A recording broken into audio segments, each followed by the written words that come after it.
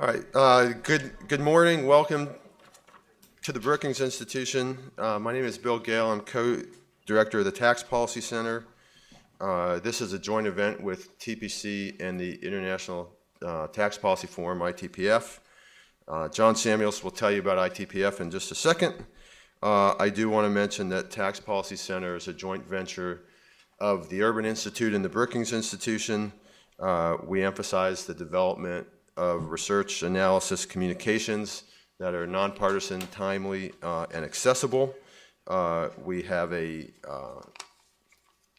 website, taxpolicycenter.org. We have a blog, TaxVox, that we invite you to take a look at. Our event this morning, the focus on our event this morning is on corporate inversions. What are they? What causes them? Are they good or bad? What can or should we do about them? Is the issue just corporate inversions, or is the issue the corporate tax system?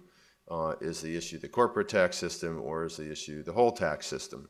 So we expect wide-ranging conversation on these issues from a really superb set of panels of experts. I have a few housekeeping comments to make at the beginning, and then I'll sit down. First, I want to encourage you to ask questions of the panelists.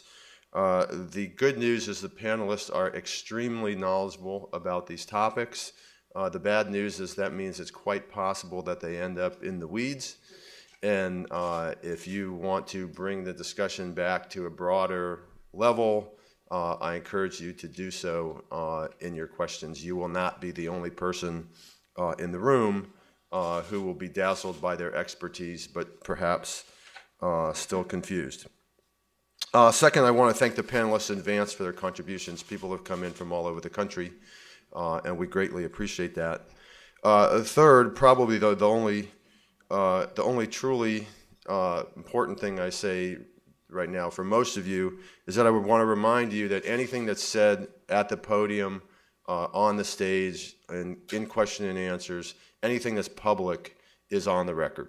Okay, it's being recorded and it's on the record. If you're having a private conversation with a journalist, that is not necessarily on the record.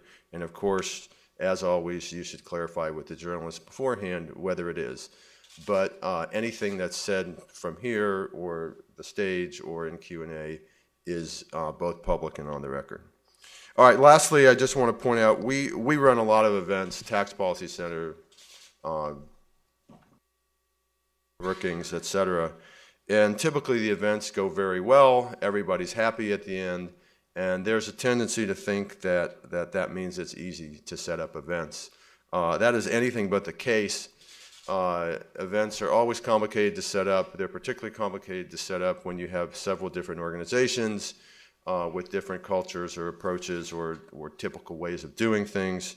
There are a large number of people who made important contributions to bringing this conference to the point it's at. I want to thank specifically Sarah Holmes here at the Brookings Institution, my right-hand person who performed her usual magic in making this conference work, and Allison Street at ITPF, who did a great job taking the lead on so many parts of this. So if you'll just take a break and join me in thanking them in advance, I would appreciate it. Okay, so my job is done, and it is with great pleasure that I turn over the mic to John Samuels of ITPF.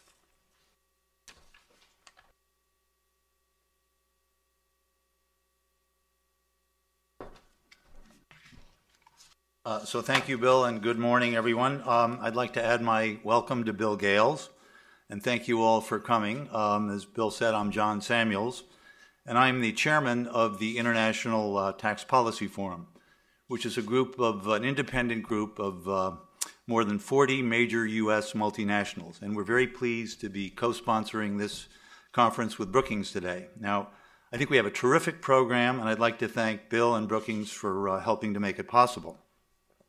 Now, I know everyone in this room is familiar with Brookings and the important role that Brookings plays in fostering dialogue and important issues of public policy like the ones we're going to talk about today.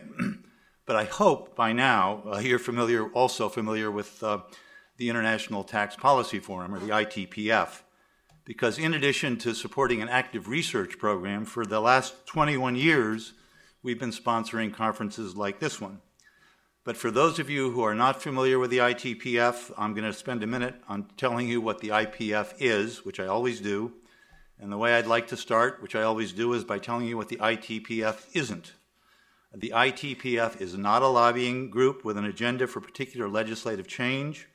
We have not and do not lobby for specific or even general changes in law or policy. Indeed, I doubt, in fact, I'm pretty sure we could never reach a consensus among our members on a particular set of legislative proposals.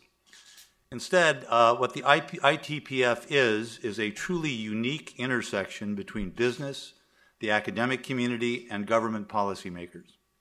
We organized the ITPF in 1992, more than 22 years ago, with the principal mission of sponsoring independent academic research in the international tax area. Our goal was to develop over time a body of objective economic research on how tax policy affects cross-border capital flows and investments that hopefully would help policymakers make more informed decisions about the design of the U.S. international tax system. Now today, under the guidance of Jim Hines, who is ITPF's Director of Tax Policy Research, we're sponsoring a wide variety of research projects undertaken by leading academic economists in the area of international tax that are of interest to them. Our research program is overseen by our distinguished and independent board of directors, or board of academic advisors, who in addition to Jim Hines of Michigan includes Alan Auerbach of Berkeley, Mihir Desai of Harvard, Michael Gratz of Columbia, Matt Slaughter of Dartmouth, and Michael Devereaux of Oxford University. Now, we are very fortunate to have this incredibly talented group of leading academic thinkers to help guide our research program. And I want to be clear, as I always am, on a very important point. It is the stated policy and practice of the ITPF not to attempt to control or influence the subject matter or conclusions of this research in any way. Indeed, I hope, as most of you in this room appreciate, good academics simply would not allow that to happen. Now, we've sponsored or co-sponsored many conferences on important issues of tax policy over the years, ranging from the effects of FDI on the domestic economy to locating the source of taxable income in the global economy. And these conferences have spawned more than 30 academic papers on the economic effects of international tax policy, papers that we hope have advanced the state of our knowledge and contributed to a more rational and informed policy debate. Now today we're going to be talking about another important area of tax policy, one that is certainly ripe for consideration, so-called corporate inversions, cross-border acquisitions that result in changing the tax home of the acquired company. And obviously, I think as most of you appreciate, there have been some very large and high-profile acquisitions of very prominent U.S. companies recently. Now, of course, there's nothing new about U.S. companies being acquired by foreign companies in cross-border mergers. Indeed, for the last 2 decades, U.S. companies were the targets in 57% of cross-border mergers based on dollar volume, and were the acquirers in only 43% of cross-border mergers of these deals. But while there's nothing new about foreign acquisitions of U.S. companies, there's clearly been a dramatic increase in the number, size, and profile of these transactions in the last several years. So what can explain this recent wave of high-profile acquisitions, or so-called corporate inversions? What's going on? Well, it's been suggested there are at least 3 fundamental and probably related underlying reasons for this recent increase in foreign acquisitions of U.S. companies. First, virtually every other major developed country in the world has dramatically reformed its tax system to make it more business-friendly, including by reducing or eliminating the tax on international business income. For example, in 1995, only 27% of the non-U.S. global Fortune 500 companies were headquartered in countries with territorial tax systems. Today, however, 93% of these global Fortune 500 companies are headquartered in countries with territorial tax systems. And all of these countries have a lower tax rate, lower corporate rate than the United States. So today, in any cross-border merger involving a U.S. company, it's almost certain that the U.S. company's foreign merger partner will be based in a country whose tax system makes it far more attractive for the transaction to be structured so that the foreign company acquires the U.S. company, and not vice versa. And unlike in the past, these new business-friendly tax regimes are in developed countries like the UK that have stable governments, the rule of law, an educated workforce, major research centers and universities, and world-class infrastructure. Now, these countries have a lot more to offer than the sandy beaches, warm climates, and waving palm trees of islands in the Caribbean. Now, a second development driving the increased foreign takeover of U.S. companies is the dramatic increase in the proportion of the income that U.S. companies earn outside the United States.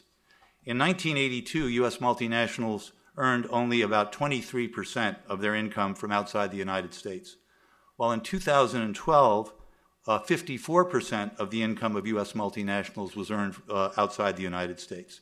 So today, more than 50% of the income of U.S. multinationals is from outside the United States. And this is a trend that is certainly likely to continue, given that 95% of the world's population and 75% of the world's purchasing power lies outside the United States.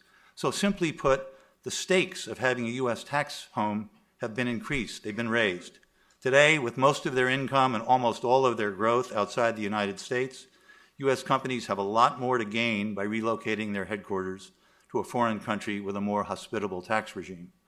And conversely, they have a lot more to lose by remaining in the United States and having their growing global income swept into the worldwide U.S. tax net and taxed at a 35% rate.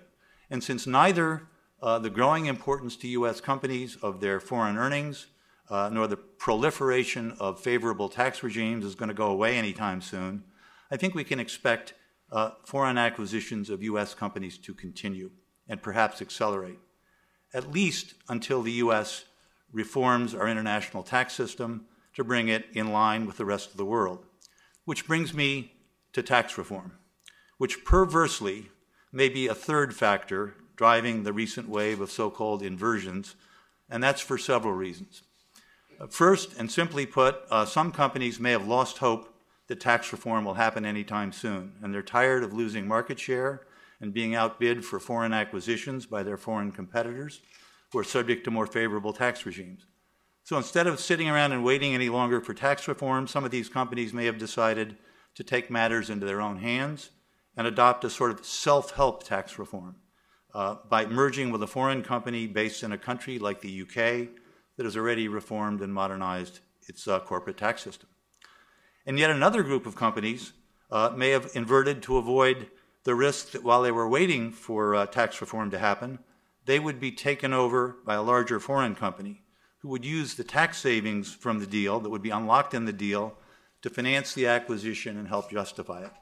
So to avoid being a sitting duck for a foreign acquisition, these U.S. companies may have inverted as kind of a poison pill, since by merging with a smaller foreign company, the managers of the U.S. company would remain in control of the combined enterprise after the merger and allow them to keep their jobs.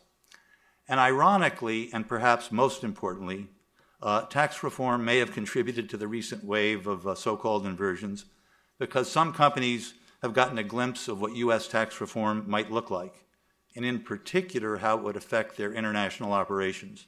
And they did not like what they saw, because under most of the tax reform proposals that have been advanced to date, the U.S. international tax system would still not be aligned with the rest of the world. So these companies may have inverted because they concluded that even after tax reform, it would still be more attractive to be headquartered in a foreign country. And this is a very important point because it shows that unless U.S. tax reform aligns our international system with the tax systems of the rest of the world, we can expect inversions to continue even after tax reform. Now, some argue that instead of trying to align the U.S. tax system, international system with the tax systems of the rest of the world, the better way to stop inversions would be to enact tougher anti-inversion provisions as part of tax reform. However, many believe that just as the efforts in the past to stop inversions have failed, stopgap measures to prevent inversions will prove to both be ineffective and counterproductive. And that is because of a simple, basic, and undeniable economic truth. In today's open global economy, one way or another, income-producing assets will ultimately end up being owned by companies in whose hands they produce the highest after-tax rate of return. And inversions, of course, as we all know, are only one way, albeit a highly visible one, in which the foreign operations of U.S. companies end up being owned by foreign companies in whose hands they produce a higher after-tax rate of return. So even if all inversions were somehow stopped in tax reform, like water seeking its own level, the migration of the foreign operations of U.S. companies to foreign companies in whose hands they would produce a higher after-tax rate of return would continue, but they would just morph into a different form. For example, stopgap measures would not prevent and might even encourage foreign takeovers of U.S. companies. And of course, U.S. companies could sell their operations, foreign operations, in direct cash sales to foreign buyers in whose hands they would produce higher after-tax rates of returns. For example, like Merck's $14 billion sale of its consumer products division to Bayer, a German company. And Bayer outbid substantially U.S. companies who were competing for that division. And more companies would start up outside the United States. None of the anti-inversion provisions will slow down foreign startups.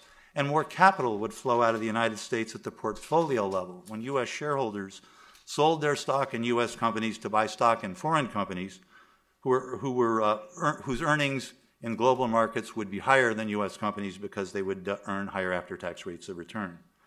So simply put, many believe that in today's open global economy, attempts to use our tax system to wall capital into the United States when other countries are reducing the tax burden on international income are doomed to fail. Any efforts to wall capital into the United States they believe, are no more likely to be successful than King Canute's efforts to hold back the tide or the Berlin Wall to restrain the spread of democracy. So perhaps these people argue it's time for the U.S. to stop trying to stop companies from leaving the United States and instead start thinking about what we can do to make it more attractive for them to stay in the United States. And by doing so, also make it the United States more attractive for foreign investment and for startups of new businesses. Now, all of this reminds me of an apt analogy I heard from my good friend and colleague, Peter Merrill, and I'll repeat it to you. Peter told me, when your love interest leaves you for another, at first you're inclined to blame it on the deserter's character defects rather than on your competitor's attractiveness. But when it happens 20 times in a row, perhaps it's time to look in the mirror and address your own deficiencies. Well, we are very fortunate to have a blue ribbon cast of leading academics, economists, practitioners, and government officials here today to help us look into the mirror and address what we should do about corporate inversions, a question that demands and deserves full, rigorous, and open discussion and debate, exactly the kind of public discourse that the International Tax Policy Forum was formed to foster. Now, it will be surprising if all of the participants in today's conference find themselves in complete agreement. I'm sure several of today's presentations will engender some lively and hopefully enlightening discussion. And in this spirit, I encourage our large and well-informed audience to join in the discussion today. Because remember, where there's heat, there's light. Finally, I would like to express my appreciation to Bill Gale of Brookings and Jim Hines, the ITPF's Director of Research, and Peter Merrill and Allison Street of the ITPF, who've helped to make this conference possible, as well as Sarah Holmes from Brookings. We have as our luncheon speaker today Senator Orrin Hatch, as you know. I think that ought to be very enlightening and interesting. Bill Gale reminded me, so I will tell you now, after Senator Hatch's remarks, I'd appreciate it if you would all wait in the room because he will leave, he has to leave, and he's got a security detail. So after he speaks, please stay seated. So I now want to turn the program over to Eric Toder, who's going to moderate our first panel on the inversion experience in the United States and the United Kingdom. In that regard, Bill said many thanked our speakers for coming from all over the country. At least one of our speakers has come from the motherland. farther from outside the country. So I'd like to thank him, Mike Williams. So thank you all for coming, and thanks for participating in this conference.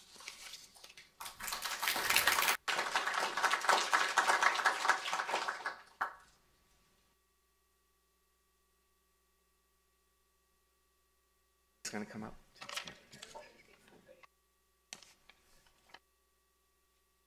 Okay, so my job is to introduce the first panel. I guess as you could judge from John's remarks, there's probably few issues in tax policy that have generated as much emotion as the inversions issue in the past year. But aside from emotion, I think it's important in tax policy system analysis to know the facts, or at least to start out with the facts. And we have two speakers this morning who are uniquely qualified to give us that. What is an inversion, what's been the history of inversions, and what's been happening both in the United States and the United Kingdom. So I'm pleased to introduce Paul Oosterhuis, who is a senior international tax partner at Skadden Arps, and Mike Williams, who has come from across the pond. He's the director of business and international tax at the UK Treasury. And so let's begin.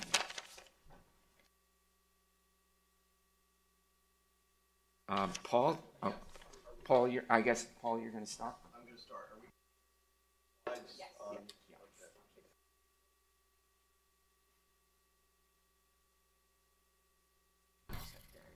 Thank you, Eric. My mission is to give a little background on the history of inversion transactions in the United States, and really, I would say, give you a sense of whether the sky is falling or whether this has just been a phenomenon that is very much of interest, but is maybe not cataclysmic in the history of U.S. transactional tax policy. As John talked about, inversions are transactions where a larger U.S. company ends up either on its own, which we call a self-inversion, or in combination with a non-U.S. company, which we would call a migration combination, or a combination inversion, however you want to describe it, ends up with a foreign parent company after the transaction. John gave some of the reasons for why these transactions occur, and I'm not sure I need to elaborate much on that. I put them into four categories. One is with respect to future growth for acquisitive companies, think Actavis and Valiant. One is putting leverage in U.S. operations, think 163J and its limitations or generosity. Restructuring of legacy foreign operations of the U.S. group, much easier in combination transactions than in self-inversions, obviously. And the final is access to historic offshore cash. Transactions that are called inversions go back to the 80s with the McDermott transaction that achieved some infamy back then. It's funny, these slides have boxes for every kind of step in the evolutionary process. I was talking to Michael Gratz before we started, and he said that he was totally confused by the boxes, and I was musing on the difference between tax practitioners who can't really read a slide presentation without the boxes and the academic community. It's kind of like tax practitioners need boxes, economists need formulas, and we all have our predilections. So these are the boxes on the McDermott transaction. I really don't have time to dwell on it. Suffice it to say that it was a transaction that essentially flipped the CFCs on top of the U.S. company. So not only did you succeed in having a foreign parent, you succeeded at least to some extent in de-CFCing your foreign affiliates. And that was something that both Congress and the service had real objections to. The law changed in important ways to make that transaction a very difficult one to do for the last 20 plus years. Moving to the 90s with what's called the Helen of Troy transaction. Helen of Troy was a small Texas company. One of the themes you will see is that if you look state-wise, there are a disproportionate number of Texas companies that are engaged in inversions. I'm not sure what to make of it, but it is definitely a trend. An economist could do a regression analysis and see and prove that, I think. Helen of Troy did a self-inversion back in the early 90s, and that was kind of the poster child for the change in the 367A regulations that was adopted in notice form in 1994 and later reduced to regulations. There's a lot of details around it, but the basic takeaway from a policy point of view is that if U.S. shareholders of a U.S. public company end up owning more than 50% of the stock by voter value of the foreign company after the inversion transaction, then it's taxable to the U.S. shareholders. And it's an interesting application of 367A because I think as one of the drafters of 367A back in the 70s, we were focused not on transactions where a foreign parent is put on top of a U.S. parent. We were focused more on transfers of assets and shares by U.S. companies down to U.S. subsidiaries, but nobody has challenged the validity of that regulation. And it's a theme that reappears more than once here about the government using, the Treasury using its authority in an expansive way in this area. One thing going back to the transaction to note is that all that happened was a foreign parent was put on top of the U.S. parent in an exchange transaction, obviously approved by the shareholders in the public context. The foreign subs are still under the U.S. company, so there's no change in the CFC status and the inability to access offshore cash or any of the other features that John was talking about by doing this transaction in and of itself. And it's important to keep that in mind. A self-inversion transaction has some limits on the tax advantages that result from it.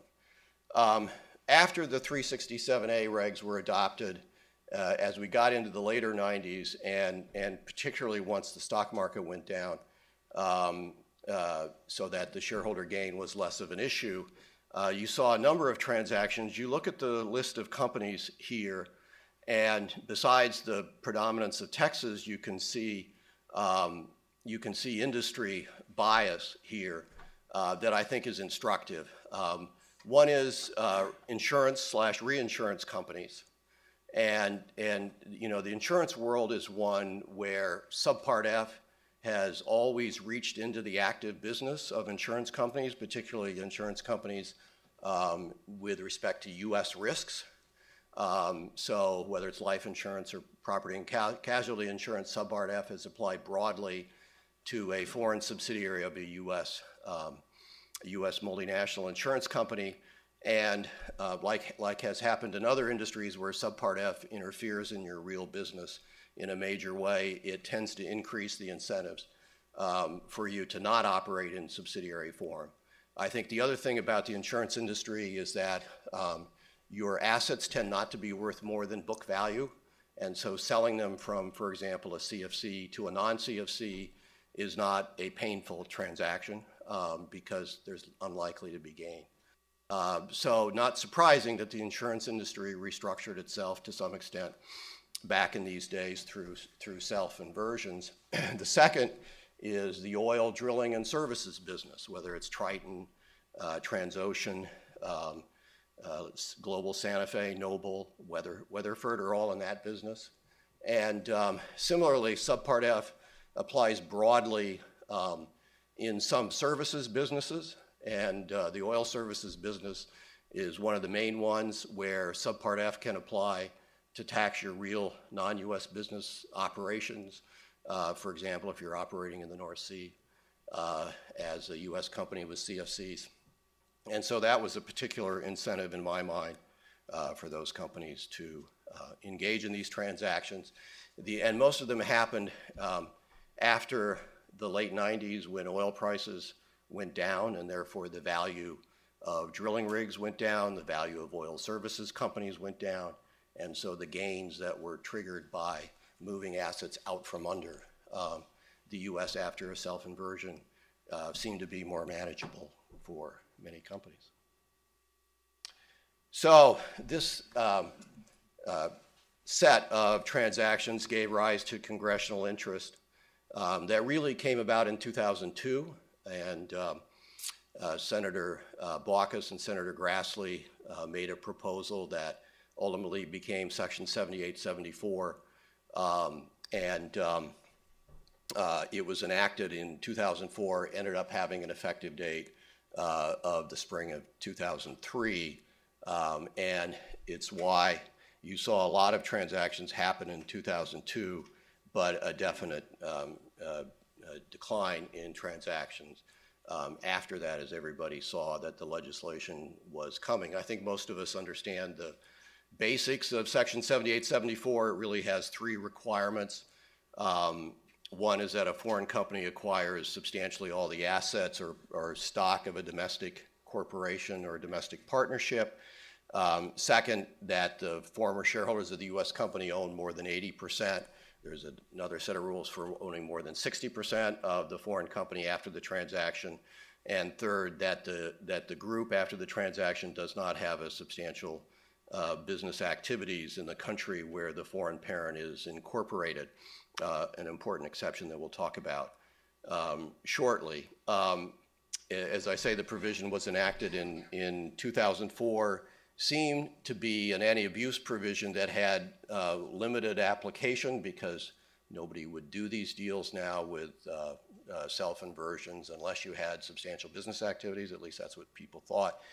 By today, I will tell you that for international practitioners who deal with cross-border M&A, we probably spend half of our time dealing with this section because there's an amazing number of circumstances where it can apply.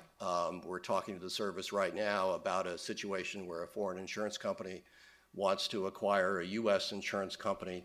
Foreign insurance company is probably 4 times as big as a U.S. insurance company, but we think we fail under 7874 given the way the provisions work. And that's something the service is aware of and I think is sympathetic to, but it just shows you the breadth of what's happened under this provision over the last 11 years. So the application of the rule to the typical self-inversion is pretty obvious. It means that the foreign parent will not be taxed as a foreign parent, it'll be taxed as a U.S. company. It's an extraordinary reach of tax policy. I don't know of any other country that has a rule that comes close to it.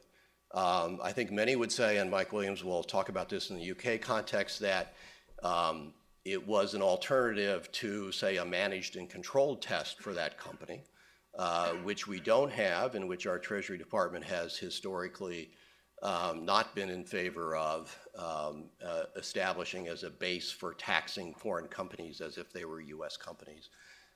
And so it made it easier in the U.S. for you to do an inversion than maybe in some other countries where not only would you have to put a non-U.S. company on top, but you would have to meet the requirements for that company to be managed elsewhere. And so it's probably one reason why we ended up with a provision like Section 7874. After the 2004 Act, there was a bit of a pause. And these lists, by the way, are not comprehensive. I should have said that with a list of earlier ones. They're ones that either I remember or some of my partners have remembered, and are not by any means comprehensive, but certainly illustrative and hopefully didn't miss very many. There were a few combination migration transactions. The most visible ones were the BioVale Valiant transaction in 2010 and the Eaton Cooper transaction in 2012. And there were some self-inversions that met the substantial business activities test. Tim Hortons is one that I think many people know about. Tim Hortons clearly had most of its business in Canada, but had a U.S. parent on it, and it migrated You had a couple of oil services company, Ensco and Rowan, that moved to the UK once because of their North Sea operations, once the UK rules became more user-friendly for parent companies. The interesting thing from my perspective is what didn't happen back then, and I'd like to talk about that by illustrating a transaction I was involved in that was in 2006. U.S. company that had been maybe one of the top 10 repat companies under HIA, the repat that was put into the 2004 Act. It was doing a deal with a foreign company that was about 30% of its market cap, so it could have done a combination inversion in that deal. And in fact, we sat down with the CFO and the CEO of the company to suggest that because they had thought about it as just a straight acquisition transaction. We went back and forth on it, but they decided to do it as an acquisition transaction. And the main reason they did that was that it was a better pipeline for repatriating future cash. Because if you paid 30% of your market cap for a foreign company, you could have 30% of your market cap as leverage in your CFC structure if you bought that foreign company, excuse me, through a CFC, which they did. And so it gave them what we would call a repat valve equal to 30% of their market cap. In other words, U.S. parent borrows money, foreign sub buys stock of U.S. parent for a note, foreign parent lends cash down. So if you're a $10 billion company, you've got $3 billion of debt in your CFC structure, and you can repatriate $3 billion future. So that company decided that from a repat perspective, it was better to do it as a U.S. company. One feature of that transaction, excuse me, was that the foreign company did not have significant U.S. operations, and so it had not had significant leverage in the U.S. If you're buying a foreign multinational that has substantial U.S. operations, they're going to have substantial leverage in the U.S. It's malpractice not to. And obviously you can't continue that when the U.S. company buys a foreign company. And so there's a negative synergy that happens by reason of that situation. Anyway, continuing on, let me get some water. Satisfying the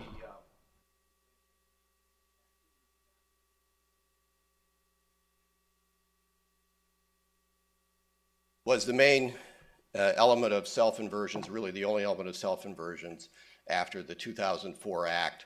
The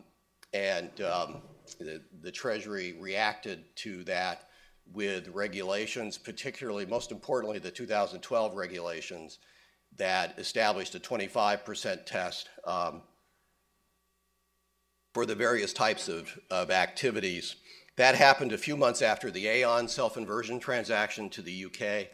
Aon is an insurance broker out of Chicago, a major US multinational that had substantial business activities in the UK, obviously, UK being a global insurance hub.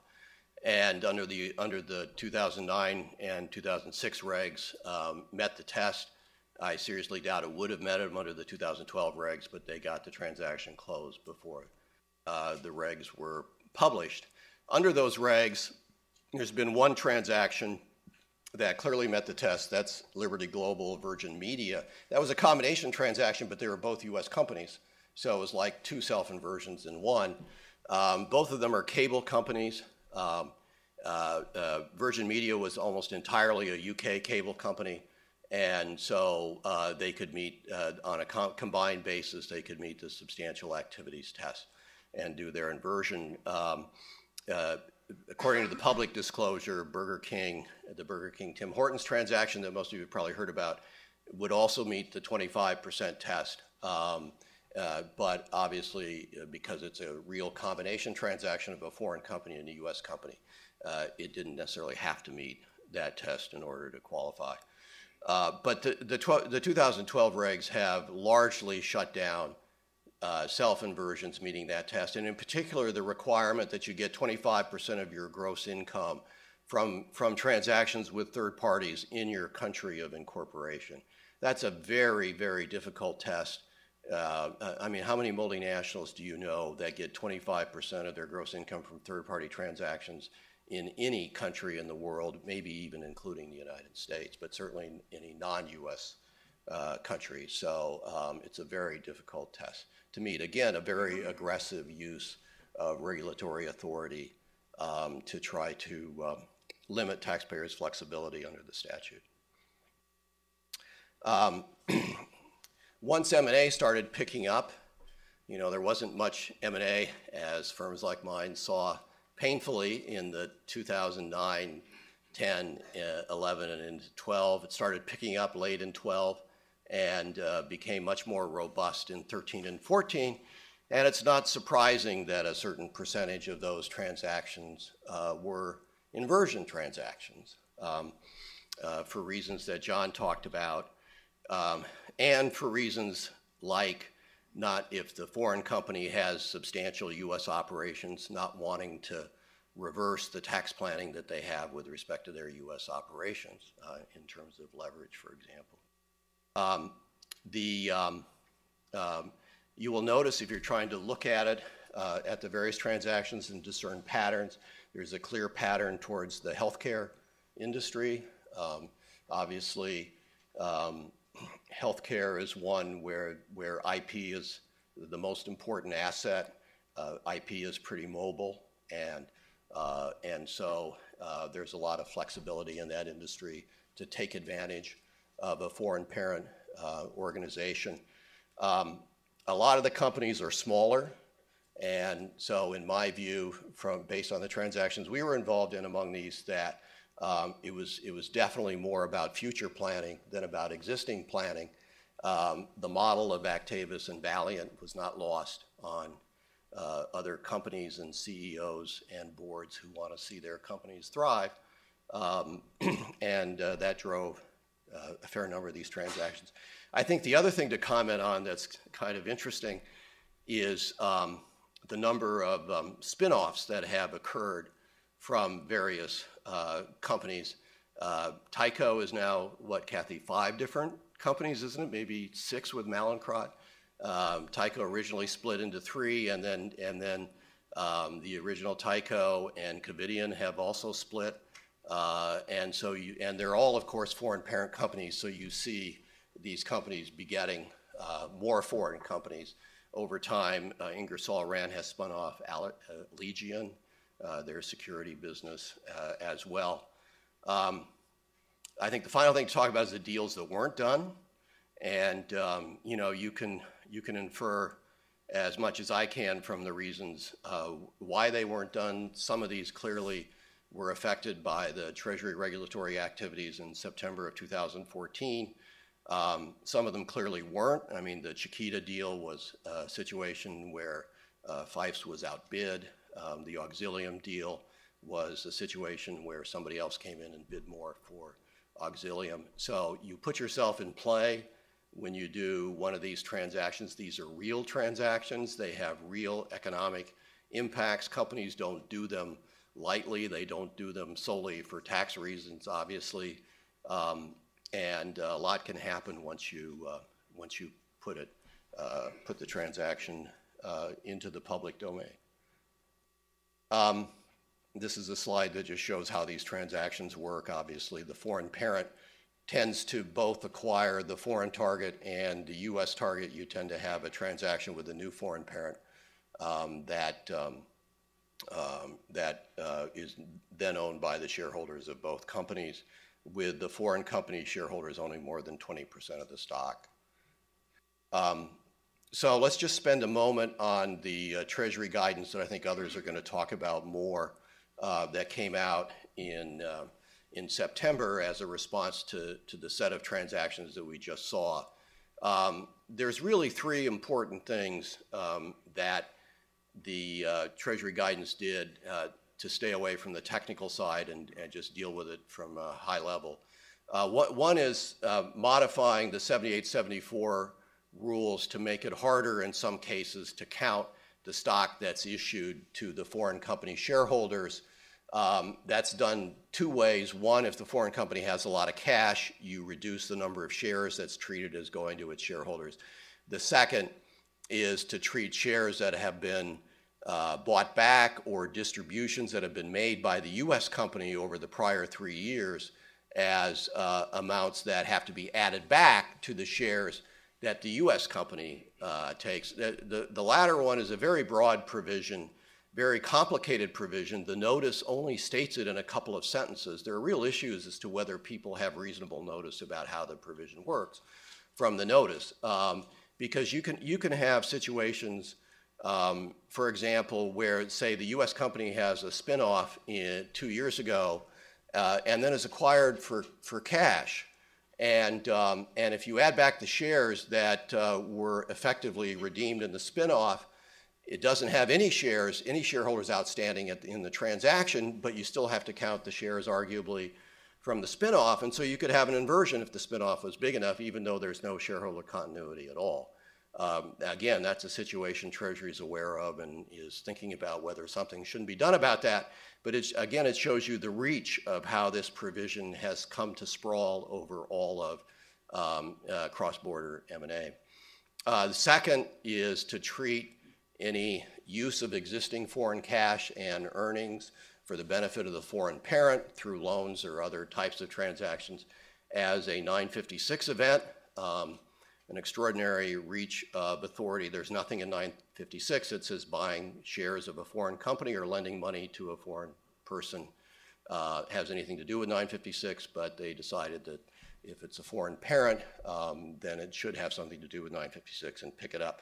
The final thing is some limitations on your ability to restructure your legacy CFC operations in combination with a foreign company, and to try to de-CFC, if you will, some of your CFCs.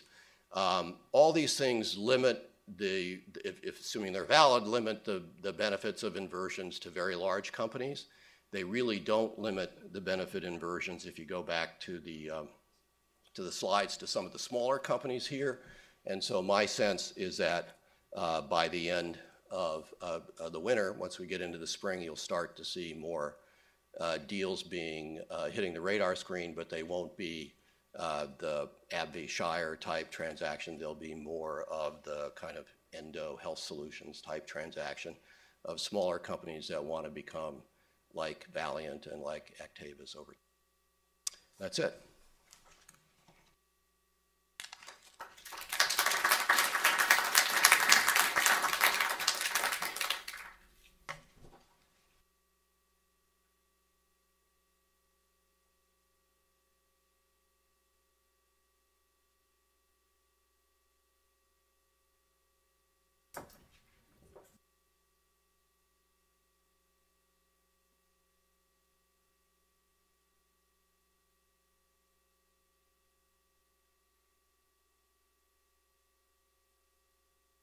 Good morning, everyone.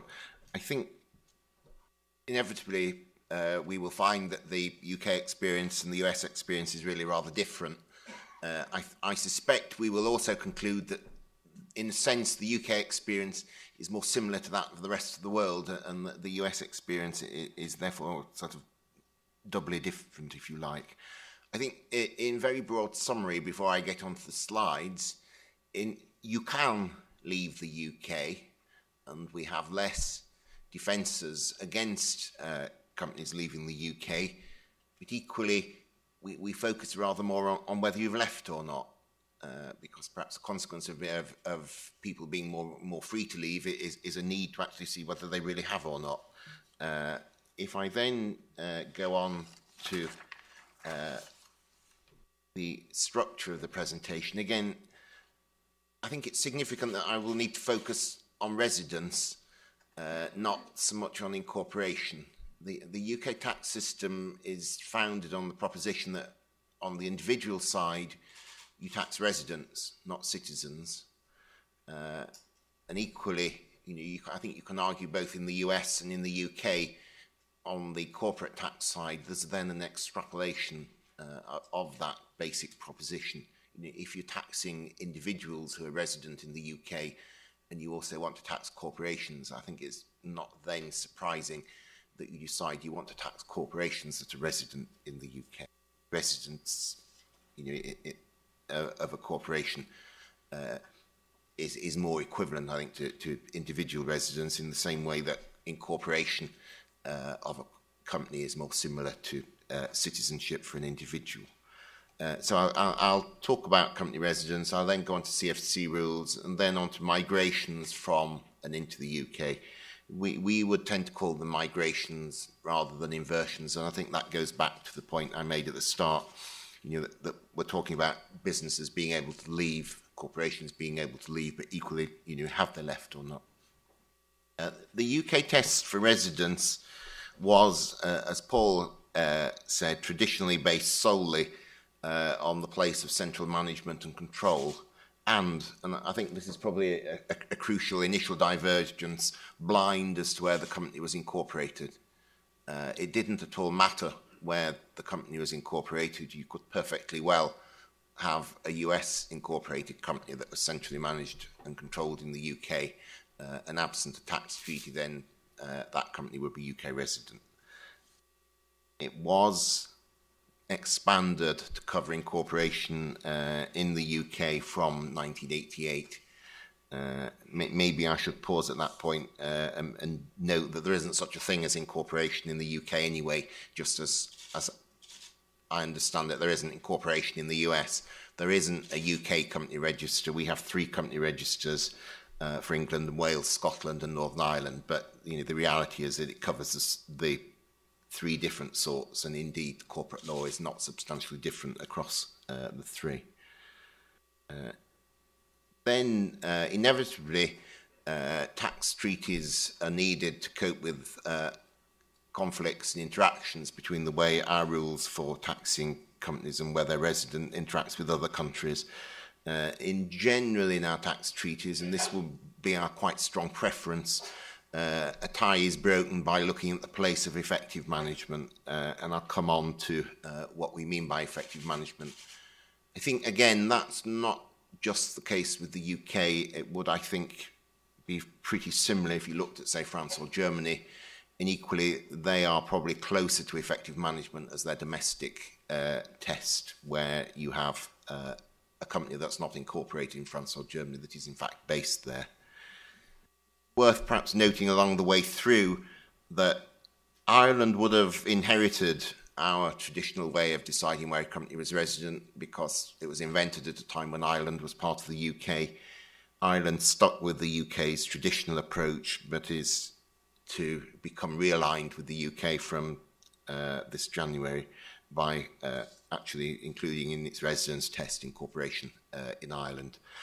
Like us, they have also gone for 5-year grandfathering, but on the other hand, they've waited a quite significantly longer time than us to actually extend their test for residence to include incorporation. Let me go on to central management and control. It's a case law test that emerged, from the need to know whether people were resident or not. Even in the 19th century, people needed to know that, and not surprisingly, therefore, it was tested in case law. The leading decision is a case called De Beers. It dates, perhaps not surprisingly, again from the 19th century. The key point is the focus on central management and control. Subsequent case law has established that it means the highest level of control of the business, not some lower level.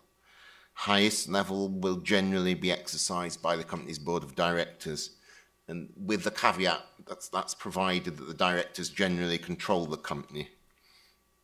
It's difficult to envisage a circumstance where you will get control below the level of the directors. I think that would be probably quite uncommon. On the other hand, you could, I think, more readily envisage control by a shadow director, say a very dominant shareholder that was in truth exercising control through stooge directors who in reality lacked substance. So you can see in that circumstance, if you had a shadow director of that sort, what would be important is where the shadow director was based rather than where the stooge directors happen to have their board meetings. A weakness in it is that it obviously worked better in a time when it was much harder to travel about. It worked better in a time where things like teleconferencing were in reality not possible. If you look back to the 19th century, basically, if you wanted to have a board meeting in a particular place, if you weren't there, you had to get on a ship to get there. So, it was a clearer and easier test, and you can see why over time it became rather less satisfactory as a sole test. And I don't think it would be realistic to contemplate having that as a sole test now. If we then go on to effective management, this is the tiebreaker in most of the UK's tax treaties. I mean, if you can think of a pretty straightforward example, you have a corporation that is incorporated in France, say, but has its central management and control in the UK. You could presumably envisage a case where you have the directors and the main shareholders being French. They happen to want to work in the UK, but equally they're more familiar with French company law, something like that. They would rather be governed by that. You need then some way of breaking the tie between the UK that will be wanting to tax based on central management and control in the UK, and France that will be wanting to tax based on the incorporation of the company in France. And then there is a quite clear and explicit test in the UK-France tax treaty, which makes clear that where a person other than an individual is resident in both states, then it's deemed to be resident in the state in which its place of effective management is situated. Inevitably, there are similar rules for individuals, but different rules. But again, both the UK and France taxing individuals on the basis of residence, there's a need to cope with situations where, say, someone has a house in both countries. Then the interpretation of that is left to the OECD Model Tax Convention primarily. I think a key point is that you can only have one place of effective management, even though you can have any number of places where there is some management. And it's where key management and commercial decisions that are necessary for the conduct of the entity's business as a whole are in substance made. So again, the in substance protects against subterfuge or shams, but if in substance those decisions are made in place X, then place X is where the company is effectively managed. I think in some very brief shorthand, I think you can reasonably translate that as the company's headquarters where most, if not all, of the senior executives are based. Inevitably, the executives will travel around, but most corporations, even now, have what you might call a headquarters. And I think you can see that in the UK context with two of the UK banks, Lloyds Banking Group and RBS NatWest. Both are headed by Scottish companies. Both hold most of their board meetings in Scotland. And I think you can reasonably suppose that had Scotland separated from the UK following the referendum in September, in that circumstance, it's reasonably clear that central management and control would have been in Scotland. Equally, it's clear that the head offices of RBS NatWest and Lloyds Banking Group are based in London. That's where their senior executives sort of habitually work from and where most of their meetings would take place. So you can see how you can get a distinction between central management and control and effective management in circumstances where there's no contrivance, there's no sham, where all the directors and all the other people involved genuinely have the capacity to do the work that they're purported to do and indeed do it. What I think is quite important and worth noting in this is you can't, if you've got a test of this sort, keep your headquarters in Turin or in Paris or in Frankfurt and then be effectively UK resident simply by having board meetings in the UK. That's generally not going to work. If your senior executives in reality want to keep working in Turin, because that's where they want to live, where their families want them to stay, and their headquarters stays in Turin, then it's going to be unlikely under the UK residence test as modified by treaties that you're going to get to be UK resident on that basis. And generally, in those circumstances, the other country would assert residence, and under the tiebreaker, they would get residence. And I think that is a key difference, and I think hopefully illustrates the point I made at the start about have you left. It's the same in reverse. It would be quite difficult if you wanted to keep your headquarters in London or in Edinburgh to assert that just because you put on top of your existing UK incorporated company a foreign incorporated one, and you have board meetings of that foreign incorporated company outside the UK, that was enough. In many circumstances, it wouldn't be. In terms of whether we have similar rules, as Paul described, to prevent migrations and inversions, I haven't got a slide on that because broadly we don't. We don't have such rules. In many circumstances, EU law would prevent us having such rules. We can't prevent a genuine transfer of the headquarters of a UK incorporated group to another member state of the EU. That would contravene the freedoms of the EU single market. Equally, and of course, all these things tend to be reciprocal, other member states can't prevent the transfer of residents from another member state to the UK. And if we go back to my example of a company headquartered in Turin, if it stays headquartered in Turin, it will be resident in Italy.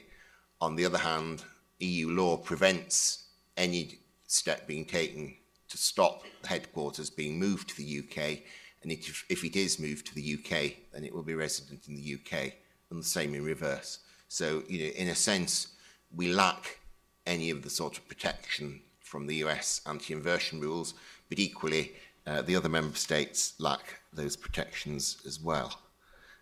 If we then come on to our CFC rules, we revamped our CFC rules at broadly the same time as we moved to a much more territorial system of tax.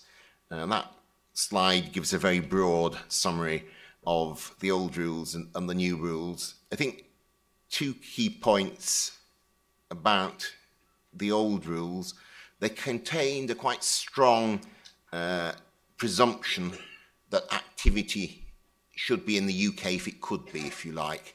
So therefore, there was a tendency for there to be a pull into the UK. If you moved activity from country X to country Y, there might be a question, why hadn't you moved it into the UK? Or even sometimes, why wasn't it in the UK in the first place? So that impact on foreign-to-foreign transactions was particularly crucial and particularly difficult, I think, for many businesses to handle. And I think another key difference is that the current rules are more proportionate. Under the old rules, you could, in some circumstances, have quite a lot of income that would otherwise have been caught by CFC rules, and income that you would logically want to catch with CFC rules. You could avoid that being caught by a technique called swamping, where you made sure that income was in an entity that also had a lot of good income that would not normally trigger the CFC rules. The rules worked on an all entity or nothing in the entity basis, and in those circumstances, therefore, there wasn't a CFC charge. Equally, the rules worked rather harshly in other circumstances where you had a lot of bad income and a bit of good income. In those circumstances, the old rules taxed the lot. The current rules would focus just on the bad income. I go on now to migrations from and into the UK.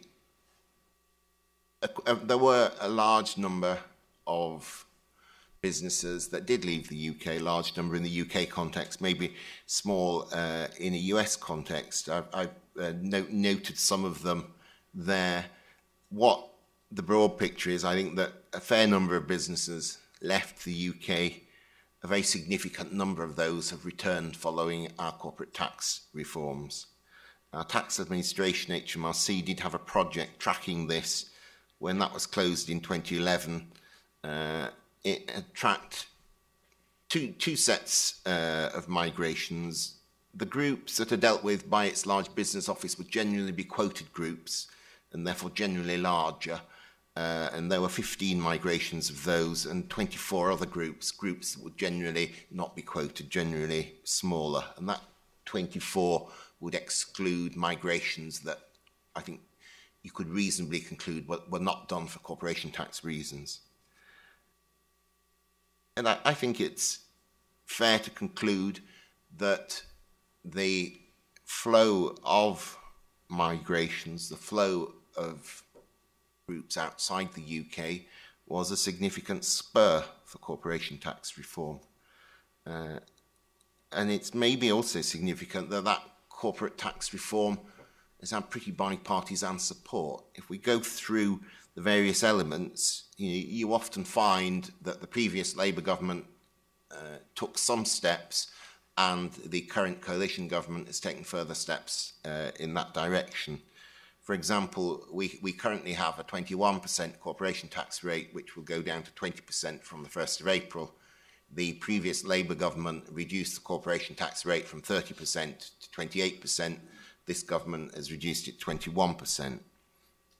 It was the previous government that introduced the foreign dividend exemption, and then this government, if you like, completed that piece of work by also introducing an exemption for foreign branches. And it's probably worth noting on the way through as well that we have no withholding tax on dividends paid by UK resident companies. In a sort of similar theme, R&D tax credits were introduced by the previous government and have been improved by this one. The patent box was announced by the previous government, was introduced by this one. The patent box gives a 10% rate on profits within the box. And perhaps most crucially, because I think it's fair to say that some of the businesses who left didn't come back until we had reformed our CFC rules, which I think tells you that it was that they were most concerned about. The previous government launched the consultation on reform of the CFC rules. It was then taken forward and actually adopted by this government. So, as John said earlier on, there is a fair amount of stability in this new regime, and I think probably that stability is one of the attractions to businesses who've left and then come back. It seems to me it would be slightly odd if you were to take a step as major as leaving a country to come back until you were sure, if there were features of that country's tax regime that had forced you to migrate out of the country, it seems to me you want to be sure that those features were not likely to return before you came back. As to businesses that have returned, a fair number of them have, the ones listed there, including WPP, the large advertising agency, also some insurance businesses that had left and returned. And also, again, as Paul mentioned, other groups have come to the UK, such as Aon. And again, Aon is an example of a case where the headquarters have moved to the UK. And I think, back to the point about whether there is headquarters in the UK, it seems clear that there are very good reasons why we will be in competition for genuine headquarters of businesses. Why would we not want to compete for those just like other countries do, just like the US does? You get the top executives based in the territory. In a sense, the requirement generally in our treaties for effective management is quite a strong tie to the territory. And they will tend to want to have around them advisors, key workers, other people centrally involved in the business. So, there are very good reasons why you would want a company to move residents into the UK. I think, in other circumstances where we have a company that may be incorporated into in the UK, but its effective management is outside the UK, maybe because that is advantageous under some other countries' tax rules, well, I think it's hard to say that it's the UK that's encouraging that. Equally, I think it's hard to say that we have any incentive to do that. We have no incentive to encourage what are clearly not brass plate operations, because there will be some substance, there will be board meetings in the UK, but plainly, in economic terms, there's no great value from having a few people flying to the UK, have a board meeting every quarter, and then fly out again. You know, we're not in the business of encouraging or indeed discouraging that, but equally, it's not really something that is down to the UK tax rules, I would suggest. You know, we do have a fairly coherent set of rules on which companies we regard as ours and which we don't regard as ours. And, you know, as I said early on, I think those rules are pretty consistent, certainly with our neighbouring countries, but equally, I think if you look also with most other countries, you know, it's not surprising in that context that we have been able to draw from the OECD Model Tax Convention in the definition of effective management. You know, it's there because many countries use it. Let me stop there and leave time for discussion. Thank you.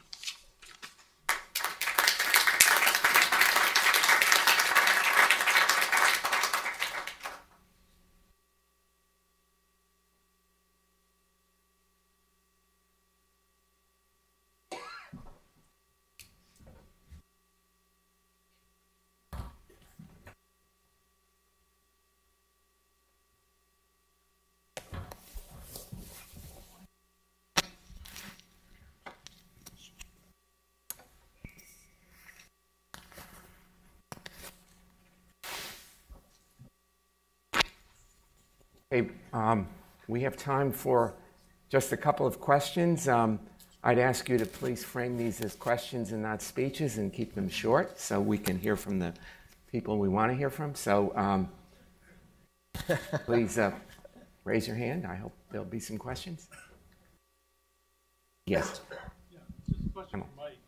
I thought there was an exit. I thought there was a toll charge on exit where a group's, you know, unrealized gains would be deemed to be realized for tax purposes. And I'll take one more, and then we'll do both of them. Mike, we'll do. In very Okay. broad terms, I mean, there is an exit tax. I think that most people would tell you that its significance in relation, say, to the US anti-inversion rules is really quite small. You know, in many circumstances, it won't be triggered. If it is triggered, in many circumstances, there will be, say, existing capital losses to cover any capital gains charge. And again, I think you can see why that is. It reflects the impact of EU law that exists to free up the single market and allow moves of operations within the EU.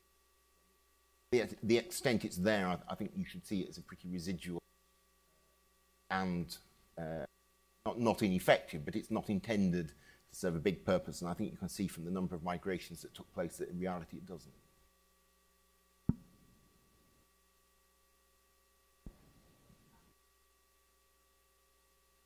Sorry, wait for the mic, yeah. please. Okay, great. Yeah, sorry, hi. I'm interested in your perspective in the political dynamic around enacting a business-friendly tax reform. You know, at the same time in the UK, there's been a lot of sort of anger against multinationals and stripping the UK tax base. I find it really interesting that you've got what is a business-friendly tax reform that was passed, you know, on a bipartisan basis. Can you comment on just what was that sort of political discourse, and were there questions about whether this reform is, you know, really good for the middle class or for workers, for the economy, and how were those addressed? I mean, the circumstance is different in the sense that, you know, most of the measures wouldn't be passed with bipartisan support. It's more that one government that used its own votes to pass measures is followed by a different government that used the votes of its supporters to sort of continue along a similar path and, you know, in a sense, to go further. I think there is public support. There has been public support for this. You know, maybe it's easier for that public support to exist where you've got a much smaller country where it's easier to see that, you know, if a UK-based multinational is to grow, it's going to have very large operations outside the UK. Otherwise, antitrust considerations will constrain its growth. Equally, you know, if you look at the shareholder registers of very large UK-based public companies, then quite often you will get more than 50% foreign shareholders. You know, in that circumstance, you know, it's harder, I think, to justify, say, a CFC charge on money coming out of the foreign-based operations through a UK company and then out to foreign shareholders. You know, if the foreign shareholders had invested directly in those foreign operations or had gone through some other vehicle that wasn't based in the UK, nobody would contemplate the UK. I think you're right, though, to ask the question about public support in the face of concern for aggressive tax planning. UK Prime Minister, the UK Chancellor of the Exchequer, George Osborne, have been very clear that the UK is welcoming of foreign investment. The UK is welcoming of foreign businesses moving operations to the UK. Equally, when they come to the UK, they must pay their fair share. You know, and that's back to having public support for a 20% rate. You know, that 20% rate has come down from 28% at a time, for example, when the VAT rate has gone up to 20%. Individuals are paying more VAT, corporations are paying less. Yeah, John. So this is a question for Paul. Paul, I know you've been in boardrooms when boards have been U.S. companies deliberating whether or not to invert. What is it that are the drivers? Is it to get the, no specific? Am I an accessory to a crime? Is that what you're saying? Is it? Do they want to get their hands on their foreign cash, or what is it that motivates them You to really invert? can't. You really can't generalize because it depends on a bunch of things. But as I said when I gave the example of the 2006 transaction, if they were just used to tapping it, if they were just interested in tapping into offshore cash, the best structure would be for the U.S. multinational to buy the foreign multinational and use the leverage that you would put in place internally as a repat valve. Just to use the example of Pfizer, AstraZeneca, I mean, if Pfizer is going to pay $110 billion for AstraZeneca, they would have a pipeline for repat as far as the eyes could see. But there's no way you can do that transaction for reasons that have to do with bringing an AstraZeneca into the U.S. tax net.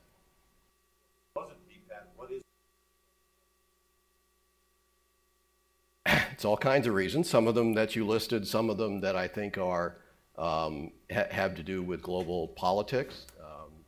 You know, the UK reaction in that transaction was very interesting, and so it's really a variety of reasons. But I think it's one place where I disagreed with Ed and Clyde-Bart's piece that is in your materials. I don't think repat was the primary driver at all.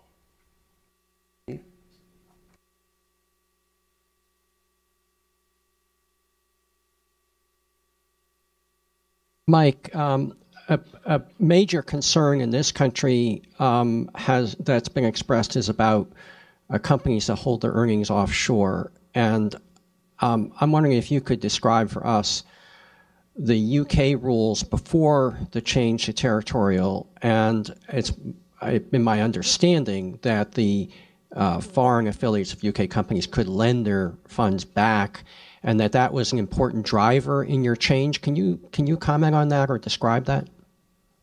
It's more, I think, about our previous foreign dividend rules, the FC rules. Additionally, before the dividend exemption, if you paid a dividend from a foreign affiliate into the UK, you would have faced a UK tax charge. You would have got credit for the underlying tax on the profits from which those dividends were paid.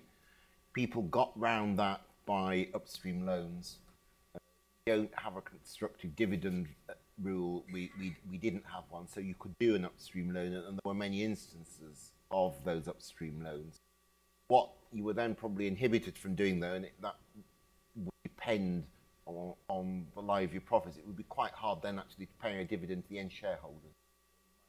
Self-constrained by company law from being able to pay a dividend, you know, on the proposition that you should be paying dividends to your shareholders out of profits, not out of loans or in affiliates. That change to dividend exemption makes it a lot easier now to get money from the foreign operations into the UK and then out. Again, you know, often the shareholders will, foreign shareholders, probably not based in the territory where the substantially foreign shareholders. Jim?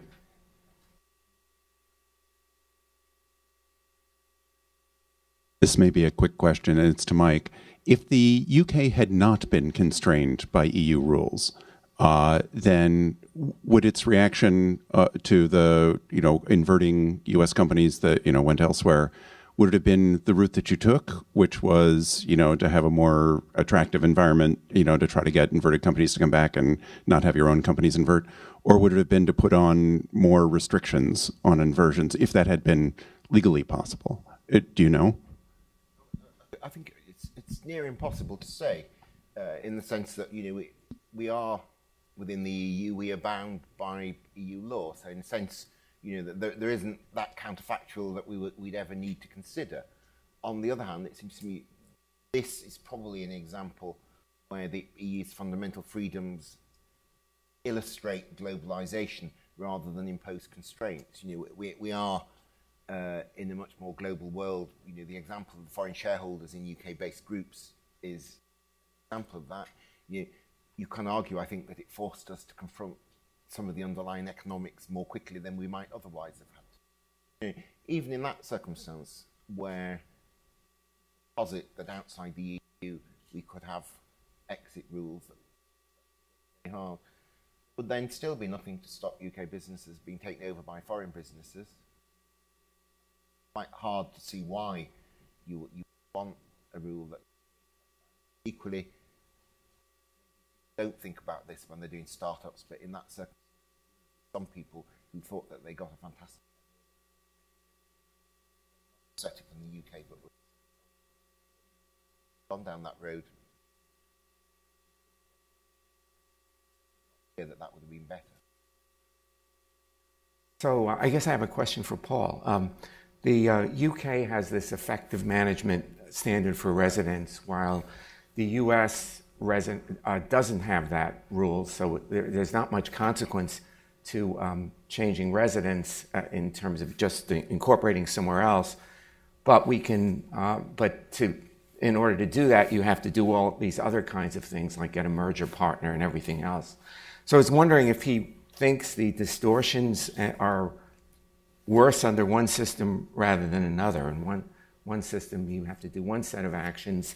Another system would force you to effectively move your management if you wanted to go overseas. Well, yeah, there's no question that there would probably be more deals that were done with a U.S. parent than with a foreign parent if we quickly had a managed and controlled test or an effective management test, really not a formalistic test, but a real substantive test, like, for example, in our Dutch protocol, the Dutch treaty. But doing it, and that's if we had done it, say, back in the 1960s, 1962 Act or something like that, so that everybody had grown up with it. The problem is we didn't go down that road, and if we were to change to go down that kind of road now, you're faced with a real dilemma, because we do have a pretty large set of companies who are managed from the US but are foreign. And some of them are companies that did an inversion. Many of them are companies that didn't do an inversion. That's just the way they became organized. And all those companies are going to have to face with, what do they do now? And I can tell you, it's very hard for the senior executives of the company to say to the shareholders, your EPS is going to go down by 20% because I want to send my kids to and not move to Ireland or Switzerland or London. And so I think the answer would be, in many cases, that the management would end up having to move, or you would change managers. I always look at the example of Transocean. Transocean, back in 1999, did its original inversion to Cayman, but then in 2008, it moved from the Cayman to Switzerland. And at that time, the CEO decided that they wanted to be not just a paper Swiss company, but a real Swiss company. And so they told the top 16 executives they needed to move to Geneva. 15 of them did, one left. And over the time period since 2008, you've seen a fair change in the senior executive levels of that company, and it's become much more European as some of the Americans have come back, but they've been replaced by Europeans. And so the face of the company has changed as a result of that decision to move real management abroad. And I think that's what the kind of thing you would see decided to go down that road. I think we're out of time, so I want to thank the panelists for very stimulating presentation.